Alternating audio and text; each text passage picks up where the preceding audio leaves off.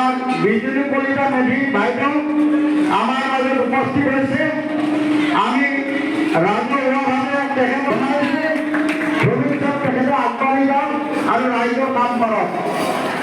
এইখিনিতে আমাৰ অয়ন তেখেতক মনসা কমিটিৰ হৈ কথা অৱগত কৰোঁ। আমাৰ এঘৰীয়াকৈ এখন পুৰাণ গাঁৱৰে তেখেতক আকৌ আদৰিবলৈ আমাৰ বয়োজ্যেষ্ঠ শ্ৰী ৰাজেন মহন্ত ডাঙৰীয়া আমি পুৰাণ গামোচাতে আদৰিবলৈ মই আহ্বান জনাম। লগতে আমাৰ জিলাৰ সভাপতি মাননীয় তপন চন্দ্ৰ দাস ডাঙৰীয়া তেখেতে অশেষ আমাক সহায় কৰিছে। তেখেতকো আমি গণমাধ্যমৰ পৰা আন্তৰিক শুভেচ্ছা জনাইছোঁ। তেখেতকো অসম পুৰাণ গামোচাৰে আদৰিবলৈ আমাৰ সম্পাদক শ্ৰী দীপক বৈশ্যক মই আহ্বান জনালোঁ। আজি এই অনুষ্ঠানটি ৰাইজৰ উপস্থিতিত অনুষ্ঠানটি সাফল্যমণ্ডিত কৰাৰ কাৰণে আমি সকলোটি ৰাইজৰ আন্তৰিক অভিনন্দন আৰু সেৱা জনাই ভক্তগণ ৰাইজলৈ আমি ইমানতে এই অনুষ্ঠানটো সামৰি আহিছোঁ আৰু আমাৰ আজিৰ এই কাৰ্যসূচীটো ইমানতে শেষ কৰিছোঁ। ধন্যবাদ।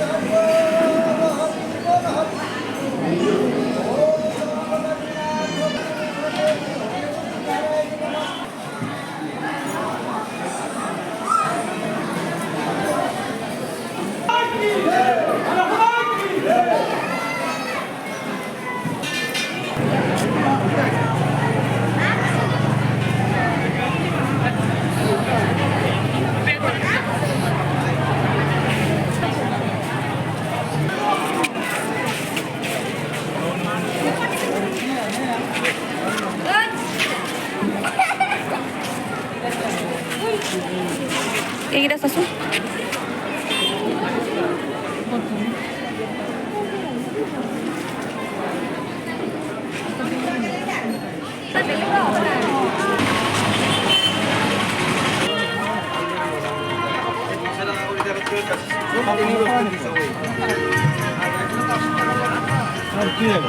একবাৰ দিলে একবাৰ